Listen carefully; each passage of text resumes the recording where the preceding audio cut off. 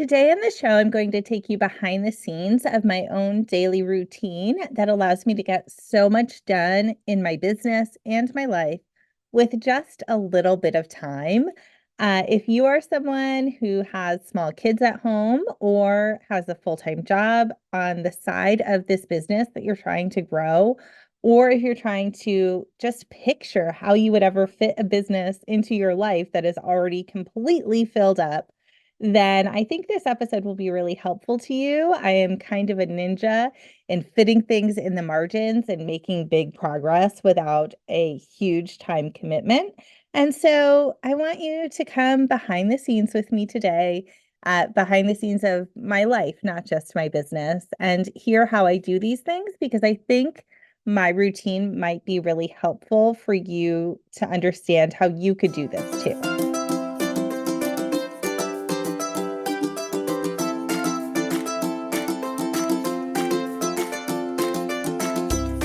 Okay, so before I take you behind the scenes of my daily routine, there's a few things that you need to know about me for this to make sense. First of all, I have two little kids. I have a 6-year-old who just started kindergarten this year, and I have a 3-year-old who is in part-time preschool. She only goes Tuesday and Thursday mornings to preschool. Otherwise, she's home with me. And I've been running my business for a few years now. So there was definitely a stage of life when they were both home with me and I was still making it work.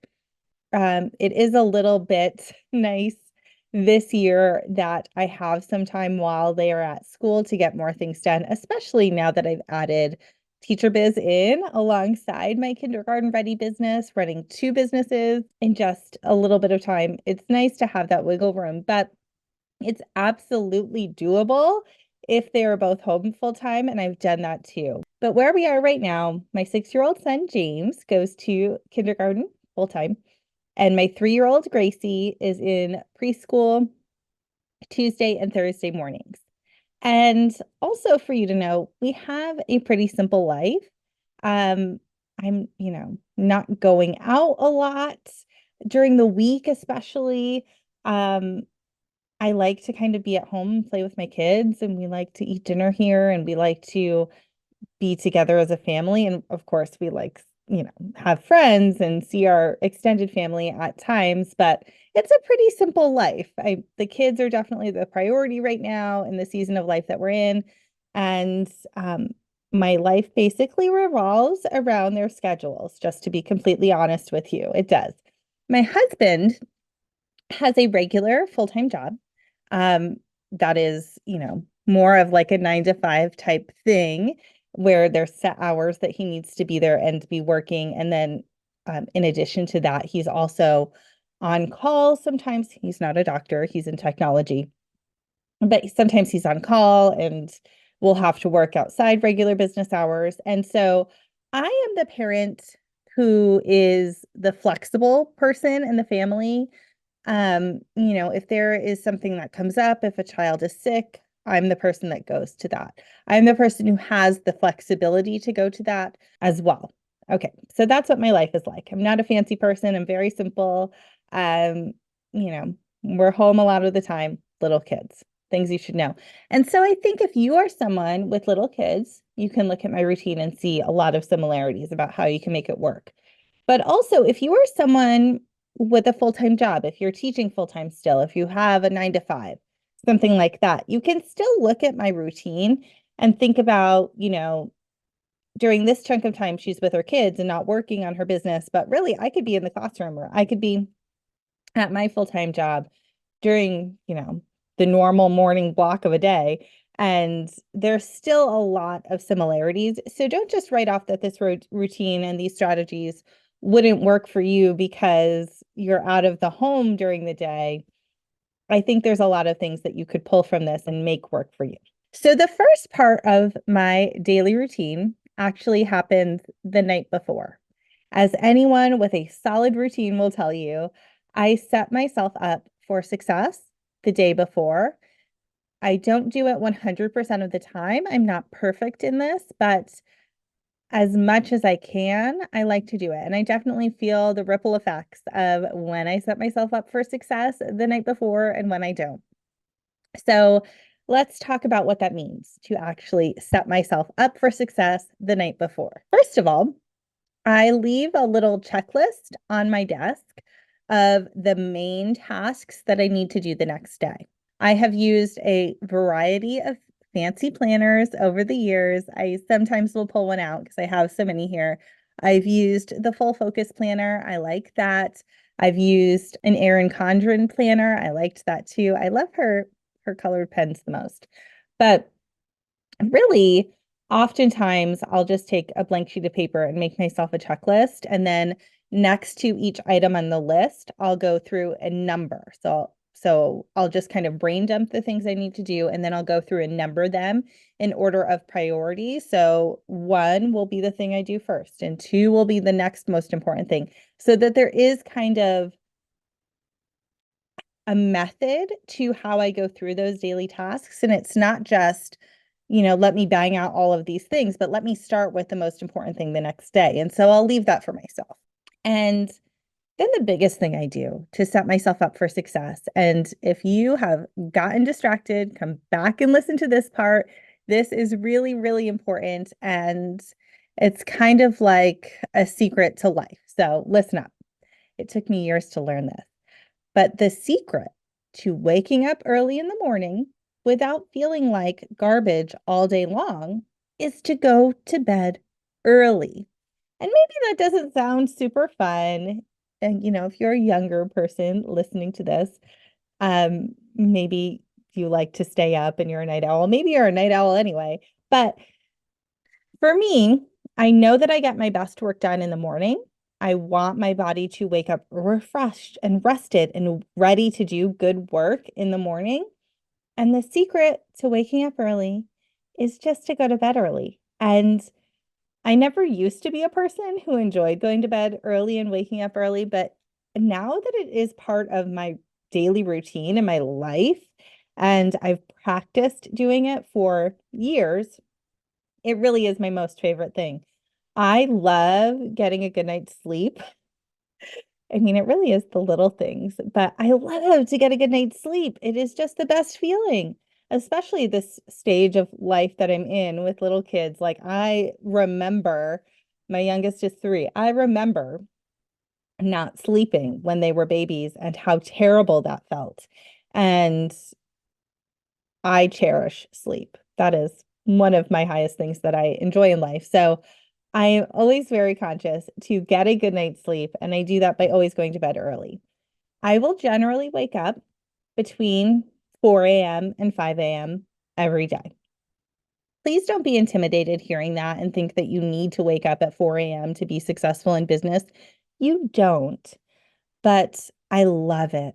I love it. And I was never a morning person in my life, but it's really one of my favorite things at this stage of my life because I can get so much high quality work done in the morning.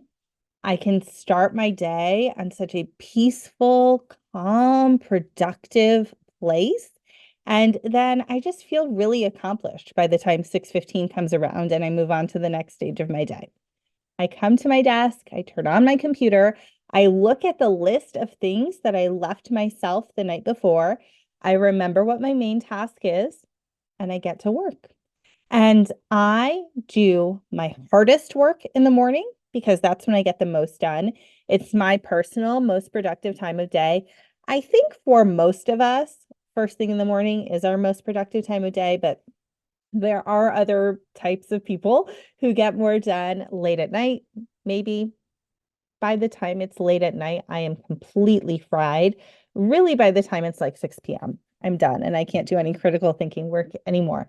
But first thing in the morning, I can get so much done, very high quality work. And I just bang out the hard stuff first thing in the morning. There's that saying about eating the frog. I don't remember who says that. I wish I knew. But it just basically means to do the hardest thing first. And I love to do that every day. I do my most important, my hardest work early in the morning. So most of the time for me in my business and in the work that I do, that is writing. So like creative writing, copywriting, any kind of writing that takes deep thinking abilities that just are not with me later in the day, I like to do that first thing in the morning. Maybe somewhere in that morning time block, I'll take a break and make a second cup of coffee or just stretch or walk around the room a little bit once I finish my first big task, and then I'll get to work on something else. And I continue working here until 6:15, which is when my son wakes up. They eat breakfast, we get ready, we get dressed, they get dressed, we brush their teeth and take care of them, and all those regular parenting things. Then we have to get my son to school. He takes the bus to school. We walk, me and my son, and my daughter always has to come with us. We walk to the bus stop and he goes off to school. And then from there, I really have two different types of mornings in my week. So sometimes on Tuesdays and Thursdays, my daughter has preschool. And she starts preschool about an hour after my son gets on the bus. So we have this hour of space in our day. And on those preschool days, I like to use that hour to get a big task done, to run an errand. One of those 2 days will be when I grocery shop. So he gets on the bus, me and my daughter, who loves to shop with me, we go to the grocery store and we'll get our shopping done before it's time to bring her to preschool, which is just a great place in my week to fit that in, because otherwise my work time may end up being used doing something like grocery shopping. We go to the grocery store, then we'll head right to our preschool and I'll drop her off. So then I have about a 2.5 hour stretch in my morning where I'll come home, I'll put the groceries away real quick. And then when she's at school on those Tuesdays and Thursdays, I like to do things like record this podcast. This is a preschool morning right now where I'm recording this podcast for you. I like to do that. Or I like to record promotional videos, or maybe I'll batch some social media videos, or maybe I'll record some videos that are going to end up on sales pages, or maybe I need to record like a review for a student and I'll make a video for them. Maybe I need to make some tutorials for my team. I love to teach them how to do things by sharing my screen and talking over it. And so I generally think when I'm planning out my week, I think about like, which of these tasks is going to need some quiet in the house and how can I put it on a Tuesday or Thursday morning, because those are my best quiet times. And if I don't have anything like that to record that needs to be done in a quiet house, I'll just work on more of my list of what I need to get done for the day, and I'll choose the next hardest things to do. I might still be able to do some creative writing at that point in my day, because those quiet mornings, it's still pretty early. It's about 9:15 when I get home from dropping her off. And so I'm not completely burnt out from the day yet. I still have some energy left. I could still probably do something that's a little bit harder. Whereas by the afternoon, I have to move on to things that are less difficult for me to do.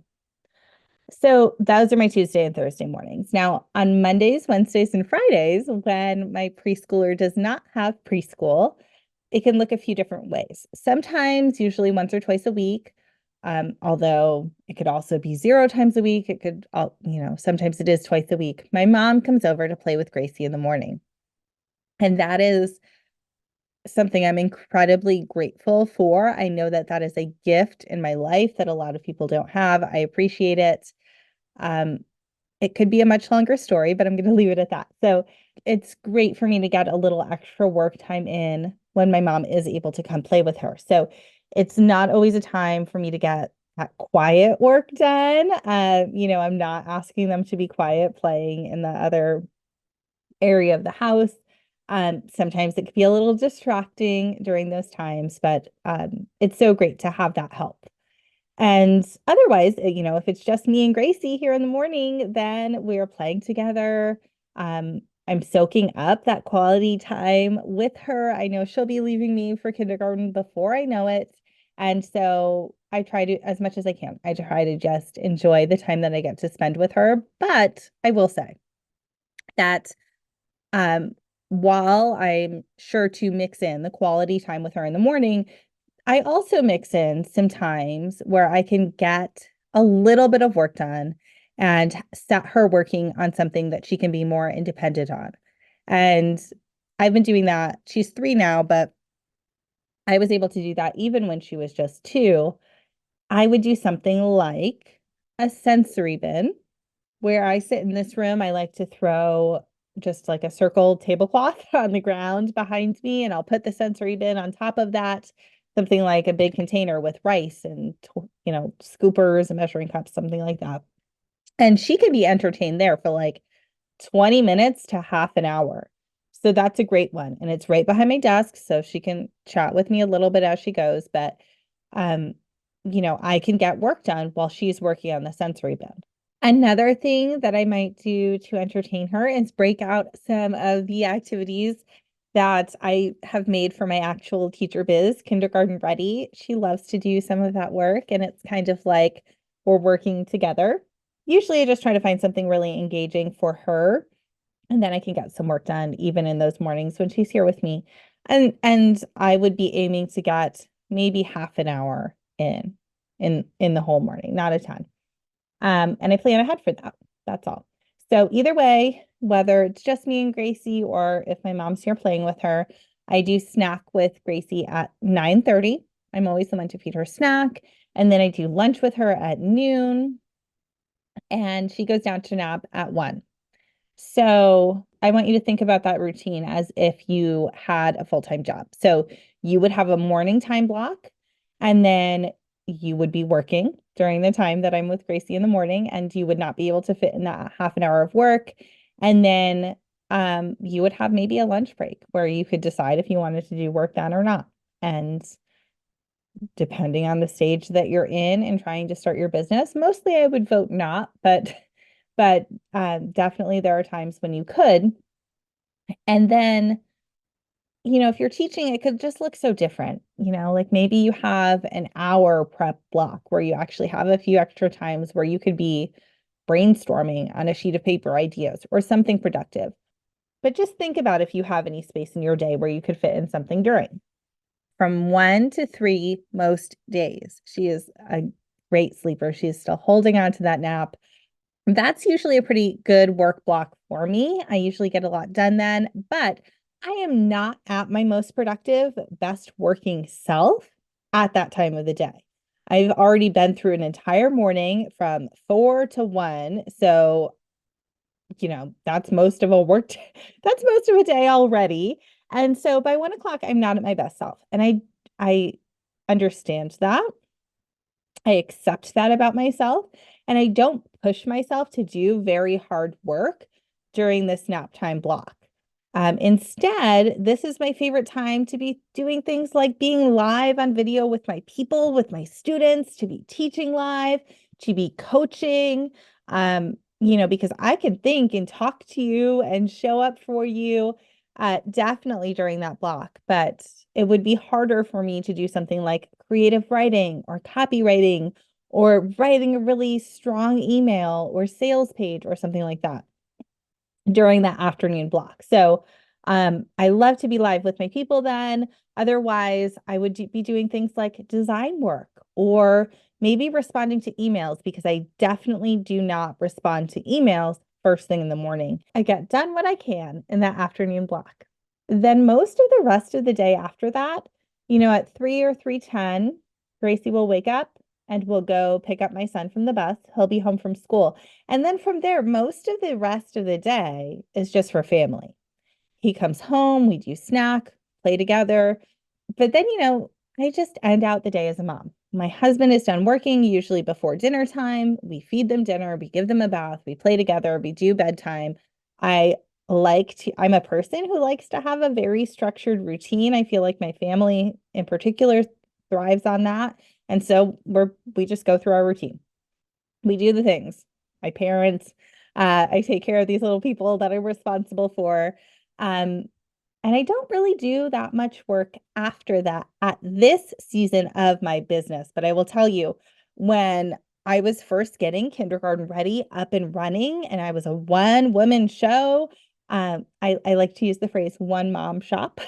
Um, I for sure did work after bedtime. I would be answering customer service emails then. I would be doing low brain power tasks, is what I think of them as, things that don't require me to be not even at my best, but like not even halfway at my best. Things that are just very easy tasks to get done. That's what I would do. That's what I used to do after my kids went to bed. I would maybe be designing something on Canva with a template. Um, very easy tasks used to go in that nighttime block. And so usually after the kids go to bed, I spend some time with my husband and, maybe we watch a TV show together, likely The Office or something like that. And then I go to bed early. I love to go to bed early. I like to be in bed by 9 o'clock at night. I do. Um, so that's my life, really, in a nutshell. That's what I do. And mostly I'll do that definitely Monday through Friday. And I still like to go to bed early and wake up early on the weekends. I do. And maybe that doesn't sound good to you, but it's something that I like. And I feel like once my body is in that routine, I kind of like to stay in that routine. So that's what works for me. And I think a big part of that is just finding what works for you. So I'm not asking you to have the exact same routine that I do, but I want you to hear how I structured this routine and how you could fit something in that's similar. So, or not even similar, but that works for you in the same way that this routine works for me. I hope that hearing about my daily routine was helpful to you.